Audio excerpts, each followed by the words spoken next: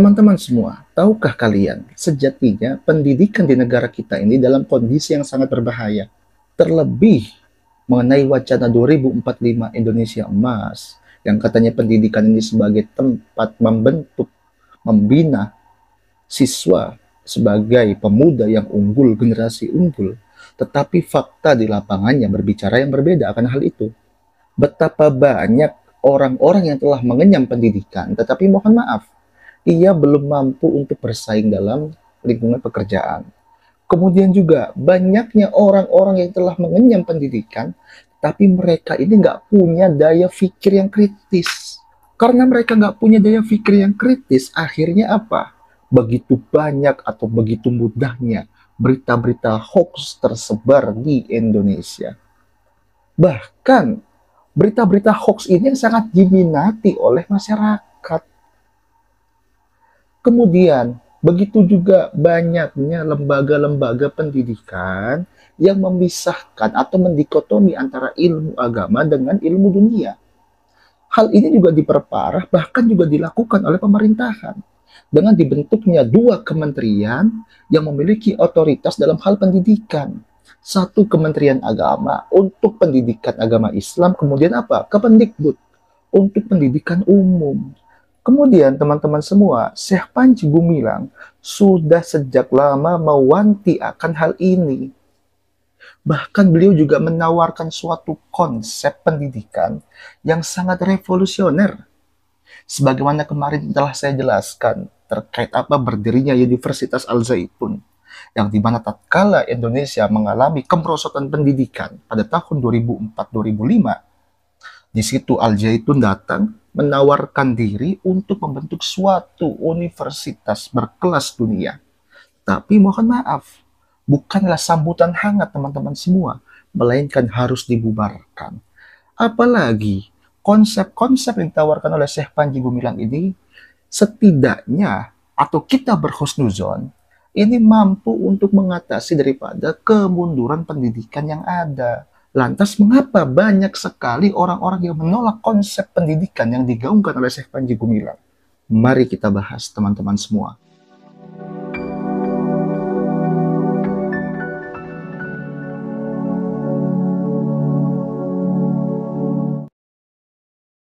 Rahayu teman-teman semua, merdeka.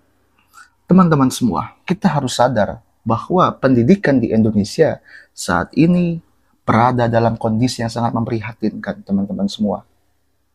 Berdasarkan laporan PISA tahun 2022, skor kemampuan membaca matematika dan sains siswa Indonesia terus merosot. Kemudian, daripada data statistik daripada BPS tahun 2024 mencatat bahwa adanya kesenjangan pendidikan yang sangat jauh jurang pemisahnya antara perkotaan dengan perdesaan. Dan juga berdasarkan laporan PISA tadi itu, ya, hal ini juga menunjukkan bukti gagalnya kurikulum yang senantiasa berubah setiap ganti menteri. Artinya gonta-ganti kurikulum ini merupakan tanda, merupakan suatu alarm bahaya yang dimana menandakan pendidikan Indonesia sudah dalam tingkatan yang sangat memprihatinkan teman-teman semua. Kemudian teman-teman semua, dalam data yang lain juga disebutkan sangat banyak lulusan yang dimana dia ini hanya sebagai penghafal. Dia ini nggak mampu untuk berpikir kritis. Nah ini kan sangat berbahaya teman-teman. Sehingga nggak heran kenapa berita-berita hoax sangat mudah digemari oleh bangsa Indonesia. Karena mereka nggak punya nalar kritis untuk memahami suatu berita. Nah, kemudian mari kita bahas apa penyebabnya teman-teman semua. Salah satu penyebabnya adalah apa? Adanya dikotomi antara ilmu agama dengan ilmu dunia. Sudah sejak lama kita telah terjebak sistem pendidikan yang membagi ilmu menjadi dua. Terutama untuk orang-orang Islam. Satu, ilmu agama. Ilmu agama ini haruslah, ini doktrin yang mereka ajarkan ya, haruslah atau memang dianjurkan, dipelajari di pesantren atau madrasah. Sedangkan ilmu dunia dipelajari di sekolah umum dan universitas. Apa akibatnya? Banyak siswa yang dia ini hanya mempelajari ilmu agama, teman-teman semua, spiritualnya meningkat. Tetapi mohon maaf, kecerdasan secara akademiknya tidak. Dan juga jika ada siswa yang dia memang sekolah di sekolahan umum, ilmu dunia, mereka ini sangat cerdas dalam hal bidang akademik, tetapi miskin spiritual. Itu kan yang terjadi, teman-teman semua. Justru kita sebagai seorang muslim ini bertanya, apakah seperti ini Islam itu? Apakah Islam memang membenarkan adanya dikotomi ilmu antara ilmu agama dengan ilmu dunia? Kalau teman-teman ya pernah pondok pesantren, baik di Salafi atau pondok pesantren modern, pasti teman-teman pernah mendengarkan suatu dogma yang dimana bahwa orang-orang terpilihlah yang masuk ke dalam pesantren ini, yang dimana mereka diberkahi untuk memahami agamanya. Tentu hal semacam ini adalah suatu doktrin untuk melegitimasi ketidakberdayaan mereka terhadap ilmu duniawi. Kan begitu teman-teman semua. Dalam Islam itu tidak ada pemisahan antara ilmu agama dengan ilmu dunia. Semua ilmu itu adalah agama. Bahkan ilmu itu adalah agama sendiri. Mengapa demikian? Karena tujuan agama dengan tujuan ilmu itu sama, untuk mencerdaskan umat. Kemudian teman-teman semua perlu diketahui bahwa Syekh Panji Gumilang itu adalah seorang sosok yang memahami bahwa pendidikan itu, terutama pendidikan Islam itu harus maju. Lantas apa konsep pendidikannya? Kan tentu kita bertanya seperti itu. Yang pertama adalah menghapus batas ilmu. Artinya, jangan lagi ada pembatasan ilmu. Ilmu agama, ilmu sains ini harus dipelajari secara bersamaan dan seimbang. Janganlah menciptakan generasi yang hanya unggul spiritual, tapi miskin akademik ataupun sebaliknya. Gak boleh seperti itu. Sebagaimana hal ini dilakukan oleh Ibnu Sina, Al-Farabi, bahkan Ibnu Rus. Mereka ini adalah seorang dokter, seorang ahli filsafat. Tetapi mohon maaf, di satu sisi yang lain pun mereka juga ahli dalam hal agama. Hal ini juga membuktikan bahwa dalam Islam tidak pernah ada larangan atau tidak pernah ada pembatasan ilmu. Dan inilah yang diajarkan, yang digaungkan kembali oleh Syekh Panji Gumilang. Selanjutnya, pendidikan atau dalam hal ini kita berbicara persoalan pesantren, wajib berstandar internasional. Artinya apa?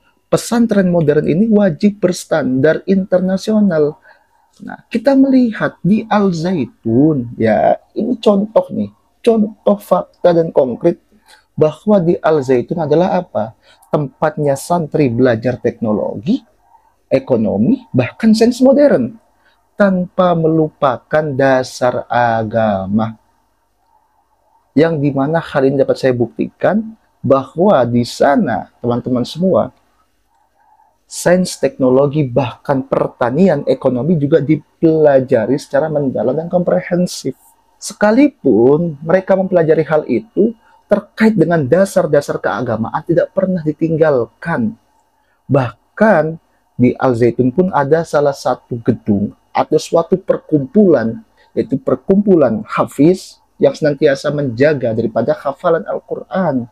Dan perlu diketahui, tentu daripada hal yang telah digagas oleh Syekh Panji Gumilang ini merupakan konsep pendidikan Islam yang sesungguhnya, teman-teman semua. Sehingga jika kita melihat masa kejayaan Islam, ya, masa keemasan Islam, munculnya para tokoh, para ilmuwan itu, ketika mereka menyeimbangkan, menyinergikan antara ilmu agama dengan ilmu duniawi. Ketika mereka berani untuk mempelajari sains-sains modern, ketika mereka berani untuk mencoba, ketika mereka tidak takut dihukumi dengan kafir, kan begitu. Kemudian teman-teman semua, yang paling penting dalam hal pendidikan adalah apa? Kebebasan berpikir. Yang dimana hal ini sangat jarang sekali dijumpai, terutama dalam lembaga-lembaga pendidikan Islam, khususnya pesantren. Yang dimana di sana itu nggak diajarkan kebebasan berpikir. Yang diajarkan sami'na wa ata'na kepada kiai.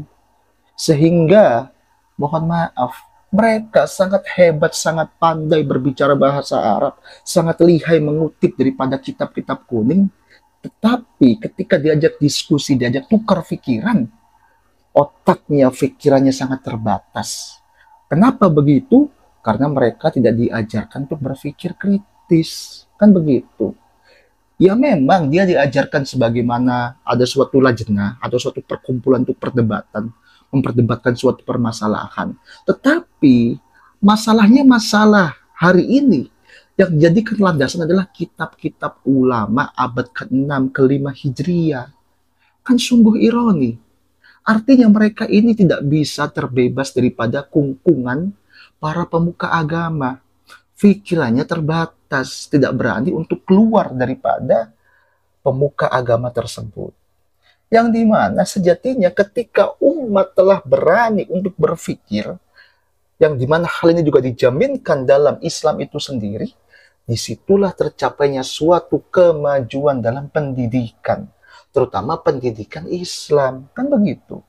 Tapi mohon maaf, yang menjalankan hal itu saat ini adalah siapa? Saudara-saudara kita dari agama lain, yang dimana para siswanya diajarkan berpikir kritis, diajarkan logika, lain sebagainya. Sedangkan di sekolah-sekolah Islam nggak boleh. Kemudian, mengapa konsep yang begitu indah yang telah digaungkan oleh Syekh Panji Gumilang ditolak? Mari kita bahas lebih dalam, teman-teman semua. Nggak semua orang, atau bahkan MUI pun tidak setuju dengan konsep yang digaungkan oleh Syekh Panji Gumilang. Mengapa demikian? Mari kita bahas. Yang pertama, ulama-ulama konservatif, sebagian mereka itu menolak gagasan integrasi ilmu. Mengapa? Karena mereka ingin mempertahankan sistem atau tradisi lama. Artinya mereka merasa bahwa, oh sudah jelas ini, kalau di pondok pesantren itu belajar ilmu agama aja, nggak perlu ilmu dunia. Itu sudah merupakan suatu tradisi Islam. Atau bahkan dikatakan sebagai syariah Islam. Kemudian yang kedua, teman-teman semua, ada ketakutan bahwa umat Islam akan berpikir lebih kritis dan independen.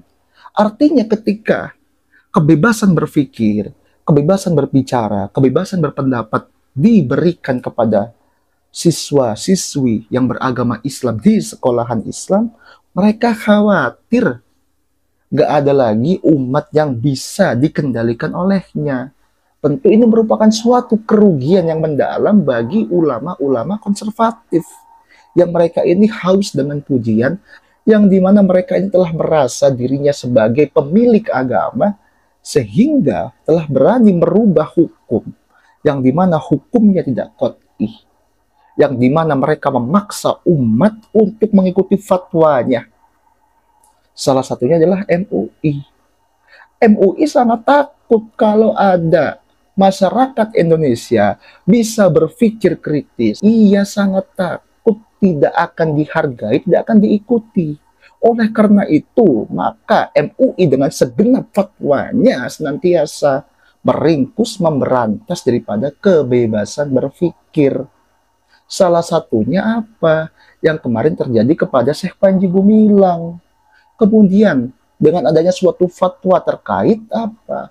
Liberal yang dikeluarkan oleh Ma'ruf Amin. Itu menjadi suatu bukti bahwa MUI takut ketika umat Islam berpikir kritis.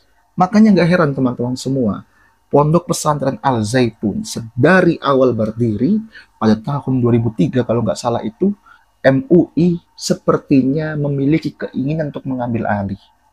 Yang bahkan ia senantiasa menyelidiki daripada Al-Zaitun tetapi nggak pernah datang. Mereka menjadikan dirinya sebagai intelijen padahal mereka hanya ormas. Sungguh ironi. Mereka mengeluarkan fatwa-fatwa, mengeluarkan hasil penyelidikan yang dimana katanya, oh Al-Zaitun ini nggak apa-apa, yang bermasalah adalah Syekh Panji Gumilangnya, makanya harus dibina. Atau bahkan merekomendasikan untuk Al-Zaitun diambil alih atau dibina oleh Kementerian Agama. Nah inilah kelakuan orang-orang MUI. Jadi mereka takut ketika banyak santri atau ketika banyak umat Islam yang berpikir kritis, mereka takut kehilangan pamor.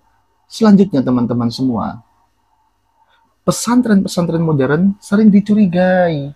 Padahal justru inilah solusi bagi umat Islam.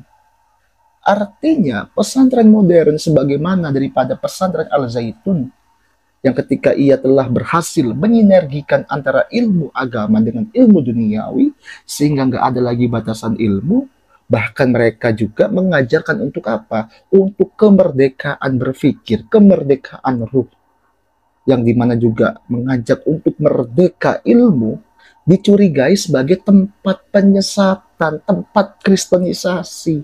Sungguh ironi. Dan yang menuduh atau bahkan memberikan fitnah tersebut, tuduhan tersebut adalah siapa? Orang-orang MUI. Ya Allah ya Karim. Artinya, saya menduganya begini, bisa jadi MUI ini memang nggak mau umat Islam ini maju dalam hal pendidikan. Makanya sekuat tenaga ia senantiasa berusaha memadamkan cahaya daripada Al-Zaitun. Lantas pertanyaan saya, apakah kita akan terus mempertahankan sistem pendidikan yang gagal atau berani berubah? Untuk membangun generasi yang unggul, kita harus menerapkan pendidikan tanpa dikotomi. Sebagaimana telah diajarkan oleh Syekh Panji Gumilang. Solusi yang kita dorong adalah apa? Yang pertama adalah integrasi kurikulum. Bukan pergantian, gonta-ganti kurikulum, tapi integrasi kurikulum. Antara ilmu agama dan sains harus diajarkan dengan bersama, diajarkan dengan seimbang. Kemudian, pendidikan berbasis kritis. Pendidikan harus melatih pemikiran kritis, bukan hanya melatih sekedar hafalan. Ini yang wajib seharusnya dilakukan oleh lembaga-lembaga pendidikan di Indonesia. Jangan takut dituduh sebagai seorang sesat, sebagai antek liberal, apalagi difatwakan haram sebagaimana fatwa MUI. Gak usah takut. MUI itu bukan Tuhan. Mereka gak berhak menghukumi hal-hal semacam itu. Selanjutnya adalah apa? Meningkatkan kualitas guru. Nah, guru ini sebagai seseorang yang sangat berjasa, memberikan pengajaran, memberikan ilmu, memberikan tenaganya untuk mengajarkan, haruslah ditingkatkan lagi kualitasnya. Guru-guru yang dipersiapkan untuk membina pemuda, membina generasi unggul, haruslah dipersiapkan untuk mendidik dengan cara yang modern, bukan dengan cara orang-orang lama, cara kekerasan, cara pukul dan sebagainya, bukan seperti itu. Tapi dengan cara yang modern. Artinya guru juga nggak boleh gaptek. Guru haruslah senantiasa beradaptasi. Selanjutnya adalah apa? Meniru model pesantren modern. Jika lembaga pendidikan, khususnya pendidikan Islam, ingin maju, maka contohlah pondok pesantren modern yang telah ada. Salah satunya adalah Al-Zaitun, di mana santri itu nggak hanya belajar agama, tapi juga ekonomi, teknologi, dan diplomasi. Bahkan ya, yang kalian tuduhkan Al-Zaitun sebagai sarang kristenisasi, sarang penyesatan, justru di sana terdapat suatu perkumpulan yang menjaga hafalan Al-Qur'annya. Ada yang telah berhasil lomba karya tulis ilmiah terkait pertanian, bahkan dia telah berhasil menjuarai daripada lomba robotik. Ini suatu prestasi yang sangat dibanggakan, terutama daripada lingkungan pondok pesantren. Kapan lagi seperti itu? Apa yang telah digagas oleh Syekh Panji Gumilang, apa yang telah digaungkan oleh Syekh Panji Gumilang, diterapkan dengan menyeluruh, maka pendidikan di Indonesia, khususnya dalam lembaga-lembaga Islam, akan menjadi lebih baik. Oleh karena itu teman-teman semua, sudah saatnya kita membuka mata dan menyadari bahwa pendidikan khususnya yang dilakukan oleh lembaga Islam harus maju. Jangan justru mundur ke belakang, membenci kemajuan hanya untuk mempertahankan daripada tradisi-tradisi kolot. Jangan seperti itu. Dan juga kita nggak bisa mempertahankan sistem yang gagal. Kita harus berubah. Jangan ketika sistemnya gagal hanya ganti kurikulum. Jangan seperti itu. Harus ada perubahan secara radikal, secara mendalam dan mendasar. Cari akar permasalahannya. Terutama permasalahannya adalah apa? Adanya dikotomi ilmu. Itu salah satunya. Ketika itu telah dibenahi, insya Allah pendidikan kita akan maju, teman-teman semua. Sekian dari saya. Semoga dapat dipahami. Wallahu muwaffiq ila aqwamit thoriq fastabiqul khairat. Rahayu untuk teman-teman semua. Merdeka.